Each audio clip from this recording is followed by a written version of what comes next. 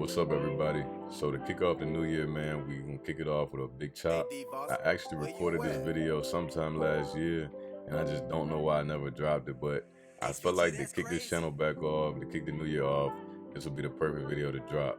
So one day my boy came in, man, and he just told me it's time for that change, and I thought he was playing, but as you guys can see, he was dead serious. So my boy had these dreads for 16 years, man. So it's only right we had to put him back in the game the main way. And as you guys can see, 16 years of growth is crazy. But we're gonna get him right. We're gonna put him back in the game, man. You can see my boy in disbelief. He hasn't seen his head like this in 16 years, man. So let's get him right in the game. So we break off to our number 3 guard with the level all the way closed. And we're just going against the grain. I just wanted to get a nice foundation of how the hair wanted to naturally lay. Because again, he's had his dreads for 16 years. So as you guys can see, his hair is just laying all different type of ways, man. So we're gonna make it do what it do and do what we need to do for it to do what it need to do for him. So we pull our comb back out, and then we're just gonna try to force the hair to lay in the natural direction that most of the time it wants to lay. Then we break off with our number 2 guard with the level all the way closed, and we're just going with the grain. Just getting everything down to the ideal length, because my boy, he did want to go with a natural wavelength cut, which would be a 1.5, but I told him, just based off the circumstance of him having dreads for so long, man, I didn't feel like his hair would react too well to that, man. And you know, I didn't want to look like he had any bald spots or anything going on in his head due to him getting retwists and everything like that for 16 years. So we decided to stick with this number 2 and made it do what it do. And as you guys can see, man, his hair just, the way it wants to lay is crazy. But we're gonna make it do what it gotta do, man. And I think by the end of this video, you guys will be very pleased with the outcome result. So we break off with our number 2 guard with the level all the way closed, and we're just starting to debug that back taper area. And we go with the level all the way open, and we just go a tad bit higher. And as you guys can see, if you pay close attention, when I get, you know, to the bottom of the taper area or the top, depending on how you look at it, I'm scooping out. Now to break off into the back taper, we're going with the level all the way closed. We're just keeping everything consistent. And I know a lot of people say guidelines don't really mean anything, but to me, man, guidelines are everything. If you go in and lay sloppy guidelines, and to me, your fade gonna be sloppy, I'm gonna be honest. Then we go with the level all the way open, and we're going up about 1 inch. And man, when you're fading, just make sure you keep a comb or either a brush in your hand just to lay that hair right back down so you can get a feel for how everything is laying. And as you see, we got everything doing what it need to do. And we go halfway.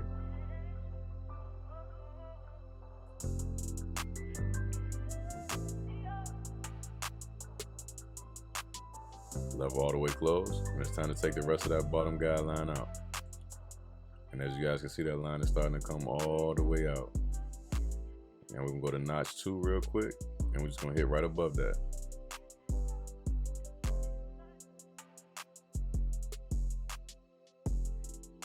Now we're going with our 1.5 guard with the level all the way open, and we're hitting right up under where we've had that number 2. And typically I don't like to use my half guard to set in any guidelines, but in this exact circumstance, I'm just debulking. So I went in with it just to get a feel for how the hair would react and lay to that 1.5. And we close it up, and we hit right up under where we had that same guard with the level all the way open. And if you're a barber and you never did a big chop for somebody like this, you have to understand you got to go with the grain, against the grain, and you're just gonna have to fight that hair more than you normally would just because it's been so long, man. So you pretty much have to reset the hair, you know. And as you guys can see, as I'm going with the grain, the transition and the taper is starting to come together even more. And we take our 1 guard with the level all the way open, we go up about 1 inch. And like I always tell you guys, after every few strokes, make sure you comb or either brush your hair right back down. As you guys can see, man, the taper is starting to do what it need to do. Level all the way closed, hitting right up under where we had the level all the way open.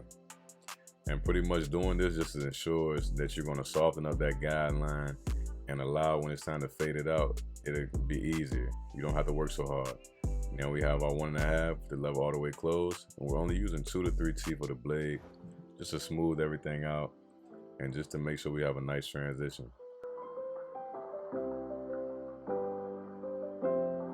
And we're going with our number 1 guard, level all the way open, only using the corner of the blade, and we're just getting those dark spots up out of that fade. Because again, man, it's been 16 years. We gotta set my boy up right, man. We can't skip any corners. Gotta make sure he made the right decision to cut his hair. We go back in, 1 guard, level open, smoothing it down. As you guys can see, man, that taper starting to come to life.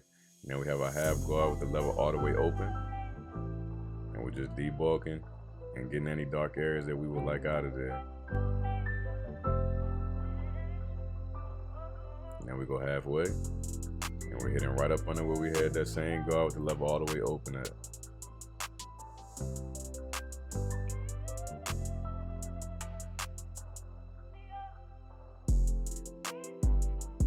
And the level's all the way closed, and we're hitting at the very bottom of the fade. Now we back open, I seen a dark area, and we back closed.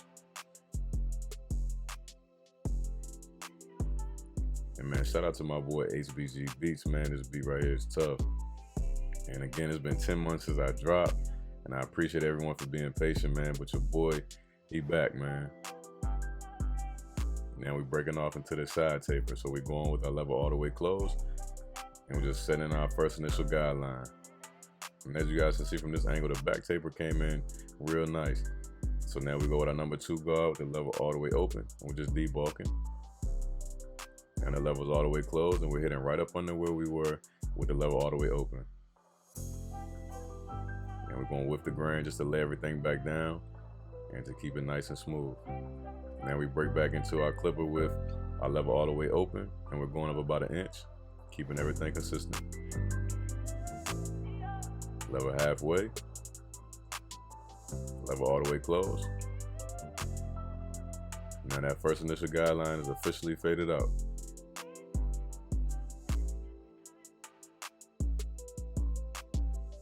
We take our 1.5 guard with the level all the way open, and we're hitting right up under where we had that 2 guard with the level all the way open and closed.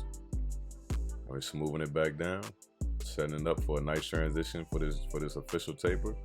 Level all the way closed, and now we're hitting even lower than we were with the level all the way open. And we're smoothing it down, keeping everything nice and smooth, because at the end of the day, we want to make sure we have a smooth transition. Now, number 1 guard with the level all the way open. As you guys can see, man, the fade is starting to come to life already. Hey, D-Boss, where you at? Level all the way closed. Now we're going to soften up that bottom guideline. HBG, that's crazy. Now we take our 1.5, using 2 to 3 teeth of the blade. Any dark areas that we see, we'll start to fade them out. Now it's time for our half guard, level all the way open. Halfway. We close it all the way up. And as you guys can see, the taper's starting to come to life, man. It's a few dark areas, and we'll come back and detail those, but that right there is the pretty much the foundation of getting a taper fade. Now it's time for detail work. Got our 1 guard all the way open. Closed. And man, my Anders Masters will always be my go-to to detail. Now we got our half guard with the level all the way open, and any dark spots that we see, it's time to fade them up out of there. Close it all the way up. Now you got a blurry fade. And detail work is gonna be everything, man. If you know me on a personal level, you know that's something that I preach. So on this side, I'm not gonna do too much talking, man. I want you guys to just see what you guys remember, because it's literally the same thing. Every step that we did in the back and on the other side of our client's head, just repeat it on this side. So y'all let me know in the comment section, man. Were you able to make it this far through the video? And what are your favorite haircuts to do in the shop, man?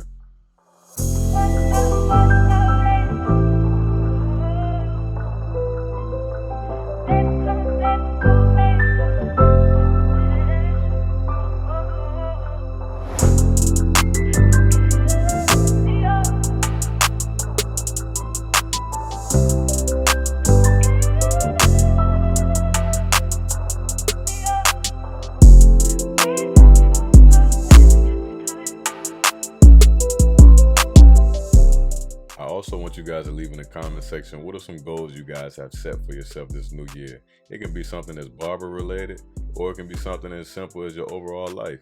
Y'all just let me know in the comment section, man. I'm curious and interested to see what are some goals you guys have for this new year.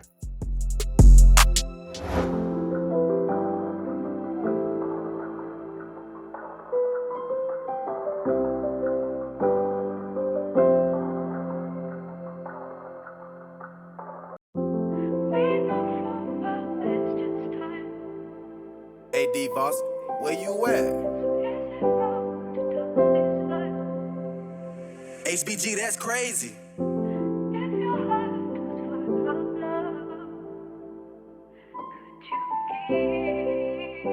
And I know a lot of you guys say you're struggling with getting sharp edge ups, but man, the best advice I can tell you is find a prep for your hairline that fits your system, and then just keep everything consistent. You don't have to dig into anybody's line to get a nice sharp edge up.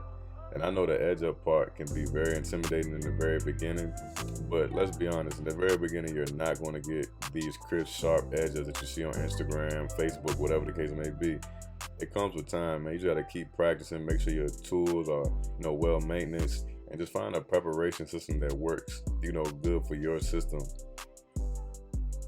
And as you guys can see, man, just when you get around that ear, use the very tip of your blade. I like to think of my trimmer as like a pencil, and I'm just drawing on the canvas. And as you guys can see a better view on this angle, I don't never dig into my client's edge up. I go to where, the furthest point of their natural growth is for the edge up, and that's where I keep it at. And as you guys can see, it comes out nice and crispy.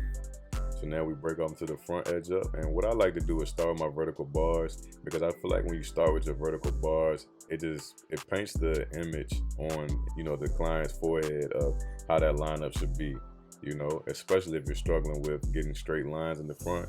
This is something I recommend doing first. And, that's something that has helped me to get, the look that I always achieve. And definitely give it a try if you're not already doing it. As you guys can see, we break off into his front edge up, and having those vertical bars in there shows me exactly where I need to go with it.